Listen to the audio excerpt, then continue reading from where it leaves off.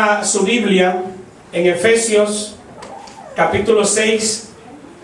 Vamos a leer desde el verso 10 hasta el verso 17. Una vez más, la palabra del Señor se va a encontrar en Efesios 6, 10 al 17. Y dice así la palabra del Señor: por lo demás, hermanos míos, fortaleceos en el Señor y en el poder de su fuerza. Vestíos de toda la armadura de Dios para que podáis estar firmes contra las acechanzas del diablo. Porque no tenemos lucha contra sangre y carne, sino contra principados, contra potestades, contra los gobernadores de las tinieblas de este siglo, contra huestes espirituales de maldad en las regiones celestes.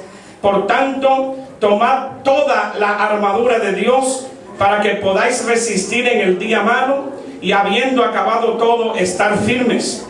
Estad pues firmes, ceñidos vuestros lomos con la verdad, y vestidos con la coraza de justicia, y calzados los pies con el apresto del evangelio de la paz.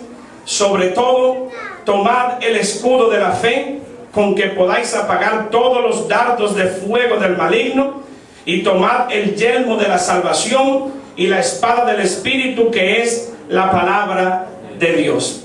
El Señor bendiga su palabra en cada uno de nosotros. Amén. Amén. Pueden tomar asiento. Vamos a titular este mensaje: Fortaleza divina en la guerra cristiana.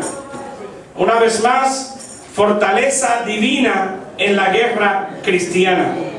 Una de las imágenes más escalofriantes y únicas es seguramente cuando el protagonista de la novela Guerra y Paz de Tolstoy, el príncipe Andrei, se encontraba tirado en el campo de batalla.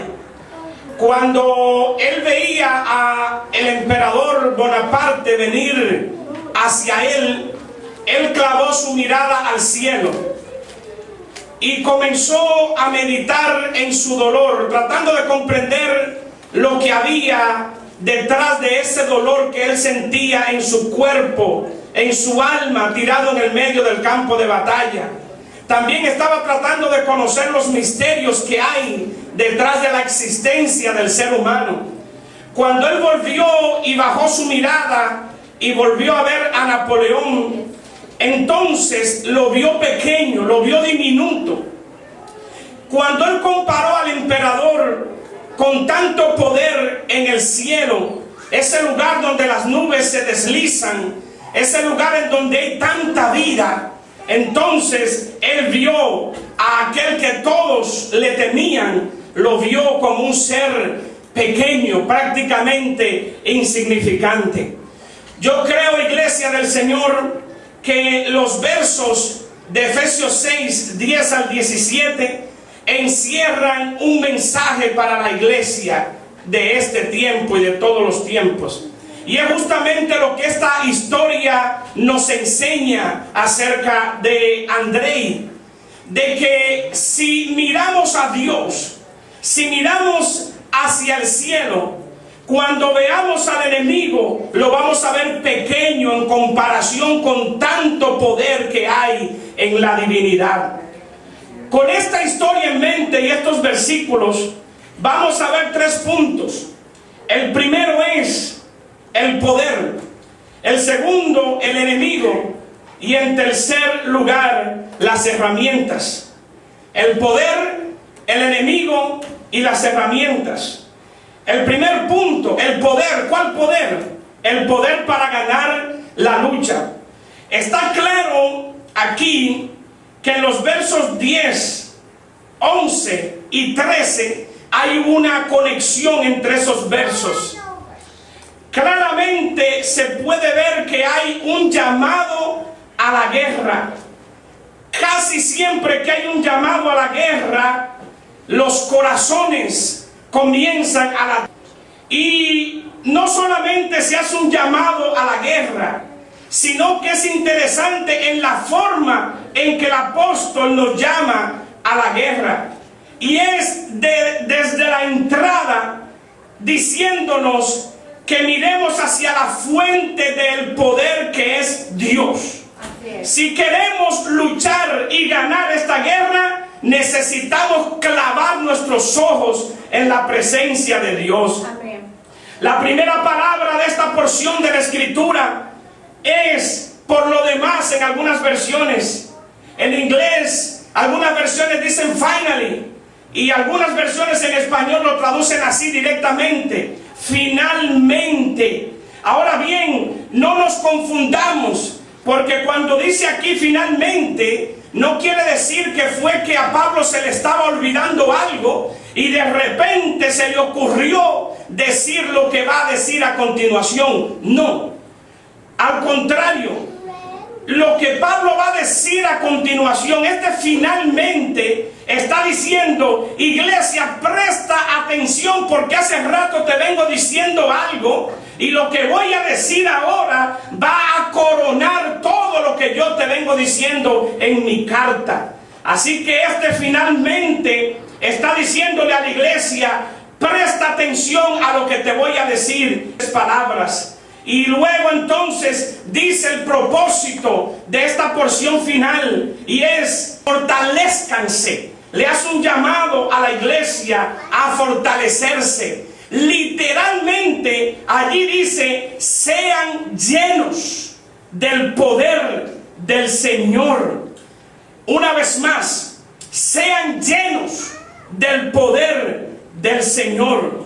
¿Para qué necesitamos ser llenos? Para otra palabra clave en esta primera parte de esta porción, es para estar firmes. La palabra firme también es clave en esta primera parte, porque entre otras cosas, estar firme significa no ceder una pulgada ante el enemigo. Todos los países tienen su historia, y cuando uno ve la historia de todos los países, siempre hay sus héroes. En México, por ejemplo, se habla de los 7 niños héroes que prefirieron irse al más allá antes de ceder, antes de entregarse al enemigo. Aquí en la batalla del Álamo, con sus 2 sobrevivientes, quienes inspiran al ejército norteamericano y vencen entonces a México. En República Dominicana tenemos la historia de Ramón Matías Mella, aquel hombre que cuando todos estaban por arrepentir de comenzar la guerra de independencia, él solo va y da el trabucazo, el cañonazo de independencia. Un solo hombre comenzó la independencia de la República Dominicana. Pero nosotros los cristianos también tenemos nuestros héroes, comenzando con Jesucristo, quien nunca cedió ante las presiones y las tentaciones del diablo. En el mundo o en la historia posbíblica tenemos a Lutero, tenemos a Juan Hus, tenemos a un Policarpo, hombres de Dios que aun cuando le ofrecían la hoguera, la cárcel, no cedieron ni una pulgada, nunca le cedieron terreno al enemigo. Así que eso es lo que esta escritura desea desde el principio: un ejército capaz de recibir poder de Dios para no ceder terreno al enemigo. En medio de esta lucha, es bueno decir que nosotros, los cristianos, somos los que estamos en guerra ahora mismo contra las fuerzas del mal. Nosotros no concebimos a un mundo dualista, es decir, un mundo donde el mal y el bien luchan más o menos con fuerzas iguales. No, Dios no tiene rival, Dios no tiene fuerza rival. El Señor es invencible y no hay poder que se compare al poder de Dios. Asimismo, tampoco creemos en un mundo al estilo yin-yang chino, en donde el mal para existir necesita el bien y el bien para existir necesita el mal. No, Dios ha sido Dios desde antes que el mal existiera. Amén. Y cuando el mal se ha destruido en la tierra, Dios seguirá siendo Dios. Amén. Dios no necesita de nadie para Él ser lo que Él es. Amén. Él es Dios absolutamente. Y justamente hablando de su poder sin rival, la Biblia utiliza dos palabras que viene a nuestro idioma como poder. Es dunamis y exousia. Y vemos ese juego de palabras en el idioma original. Y vemos que el poder que Dios tiene es un poder dunamis. Es un poder de donde viene la palabra dinamita. No, es el poder milagroso. No es solamente la capacidad de hacer algo. Es que cuando hace ese algo, la gente se maravilla. Así que, iglesia, también en esta primera parte que hay que luchar con toda la armadura de Dios. No podemos menospreciar ninguno de los elementos de la armadura de Dios. Aún en la guerra entre los hombres, los implementos que utilizan hacen la diferencia. Un soldado norteamericano dijo, un general norteamericano dijo, que la guerra de Ucrania se está perdiendo porque el ejército ucraniano no puede tener comunicación, su ejército entre sí, porque el enemigo tiene unos aparatos que interfieren las telecomunicaciones. Así que los implementos que se usan en la guerra pueden hacer la diferencia. Es interesante también que cuando habla de la batalla aquí habla del día malo. ¿Cuál es el día malo? Bueno, la vida es una batalla. La vida representa el día malo prácticamente. Sin embargo, dice John Jones, un gran escritor, teólogo, de que el día malo también puede ser esos momentos en donde la batalla arrecia. Usted y yo estamos en guerra las 24 horas, los 7 días de la semana. Pero usted y yo sabemos que hay épocas en nuestras vidas en donde la batalla se pone más cruenta, ¿no? Y Pablo quiere que aún en ese día malo nosotros venzamos y salgamos firmes habiendo acabado todo. El segundo punto, el enemigo a vencer en esta guerra. Está claro que la guerra no es contra el ser humano. Eso de sangre y carne era una forma de los griegos referirse al ser humano.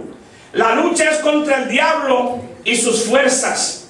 Hubo una época en la que el hombre, el sol era un dios, que los árboles eran dioses, que los ríos eran dioses, que las piedras eran dioses. Veían espíritus por donde quiera. Se llaman el animismo. Luego el hombre comienza a utilizar palabras como el destino. Luego habla también de fatalidades. Todas estas son formas para evitar mencionar al diablo y sus fuerzas. Pero a la vez el hombre no puede evitar que hay fuerzas más allá de él que inciden negativamente en él. Lamentablemente en este mundo posmoderno no se habla ya prácticamente ni de una cosa ni de la otra. Ahora el hombre es dejado solo y ahora el hombre es responsable de sus propios males. Por eso ustedes ven que aún hay predicadores cristianos que les da vergüenza hablar de fuerzas invisibles que controlan al ser humano. Nosotros como iglesia de Dios no podemos negar la realidad del diablo. Nosotros sabemos que hay un diablo que tiene demonios y que tienen una lucha contra nosotros como pueblo de Dios. Y a mí no me da vergüenza decir que hay un diablo que está endemoniando a la gente para hacer cosas malas en este mundo. ¿Qué vamos a hacer con este verso? ¿Lo vamos a borrar de la Biblia? No podemos borrar el verso 12 de la Biblia. Y lamentablemente, cristianos que quieren explicar al mundo como los políticos lo explican, como los sociólogos lo explican, como los psicólogos lo explican. No estoy diciendo que ellos estén equivocados. Lo que estoy diciendo es que la iglesia es la que verdaderamente sabe lo que está pasando en este mundo. ¿Por qué un país tras país, estado tras estado está aceptando el matrimonio homosexual? Nosotros sabemos lo que hay detrás de todo eso. ¿Por qué la alta tasa de divorcio? ¿Por qué tantos incestos? ¿Por qué tantos homicidios? Porque hay regiones celestes que están plagadas de demonios. Es un campo de batalla entre el pueblo de Dios y esas huestes que están moviendo sus hilos invisibles. Pero aquí hay un pueblo de Dios que está listo para tomar fortaleza divina para pelear esa guerra. Necesitamos fortaleza divina para pelear esa guerra. En tercer lugar, se nos habla de las herramientas que necesitamos para la batalla. Y aquí les tengo un ejemplo de esto, de cómo lucía más o menos un soldado romano. Más adelantito, hermano Samuel. No es Samuel el soldado romano, sino es este muñeco. Gracias. Hermanos, estas vestimentas hablan de valores cristianos. No solamente debemos ganar la guerra, tenemos que tener cuidado cómo ganamos la guerra. Amén.